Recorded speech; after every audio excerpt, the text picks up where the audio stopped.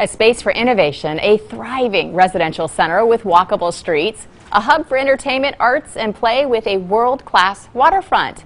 This that I just described is the vision for downtown Davenport in a new master plan commissioned by the Downtown Davenport Partnership.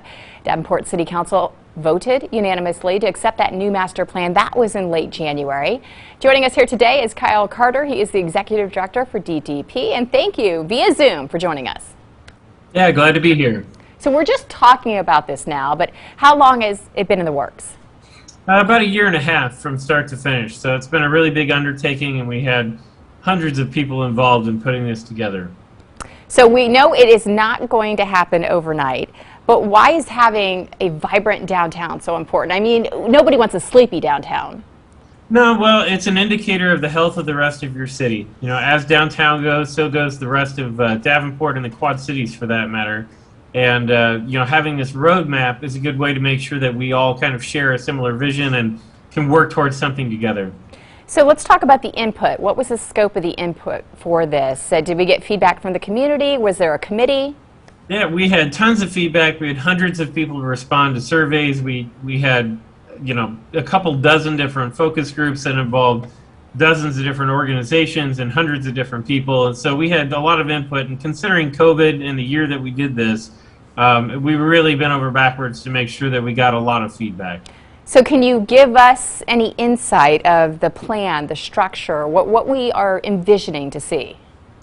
Yeah, you know, what we're really looking for is a balance for the future. You know, talking about a connected but protected riverfront, one that can be both playful and make sure that we're prepared for flooding in the future, really setting up a place for entrepreneurship and setting up success for small businesses, and a place to live and celebrate the arts and, you know, the soul of the community. You know, this is who we are is largely represented by this place, and we're really proud to be able to lay something out to tie us all together.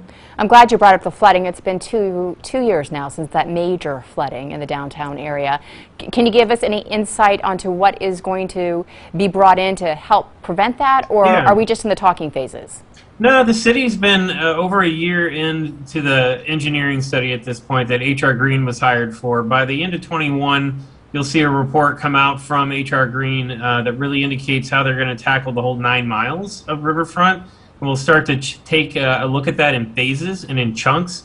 Downtown is one of those chunks, and so there will be different needs for different areas of the community, and there is not a one-size-fits-all solution.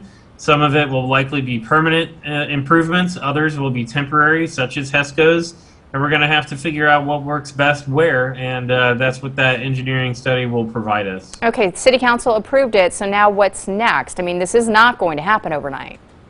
No, you know, we've done a lot immediately, though. We've already seen Dividos announce that they're going to be putting 200 to 300 jobs in downtown in the Mississippi Plaza building.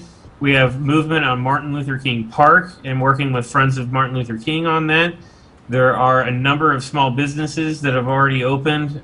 There's been momentum as a result of this already, and so we are happy to see that this placemaking effort that we've been doing and the place management that our organization is responsible for has really started to you know, see traction despite the fact that this is really a brand new plan.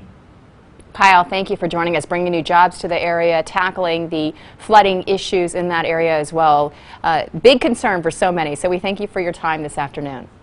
Yeah, happy to be here. And you can check out this interview again if you missed any of it right there at ourquadcities.com.